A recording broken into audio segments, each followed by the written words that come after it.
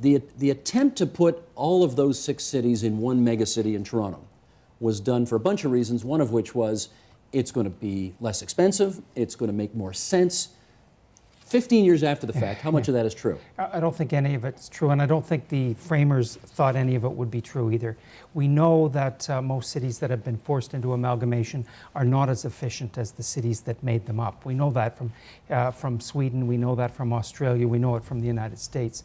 We also knew that there would be no reduction in the number of personnel. In fact, Toronto today has more people working for it than the 6 cities did have combined.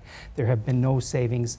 The only thing that's, it's happened is the grass isn't cut as often, the garbage isn't picked up with the same regularity, and the city's a little bit dirtier and a little meaner, and it's much, much harder today to get hold of your local councillor. Now, Andrew, how does that make sense? Because theoretically, when you put all these services, when you put it all together in one megacity, you don't need 6 fire chiefs, right?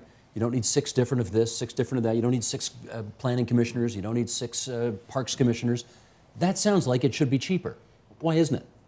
Well, because there aren't economies of scale in many of these services. It is not cheaper to have one huge fire department instead of 6 fire departments. It's not cheaper to have one huge parks and recreation department. Instead, you get layers of management. And it's not because it's padded or because people have useless jobs. It's just if you have one large organization doing something for which you don't need a large organization, you're going to have inefficiencies as you get everybody trying to manage things in a coordinated way. Enid, do you see it the same way?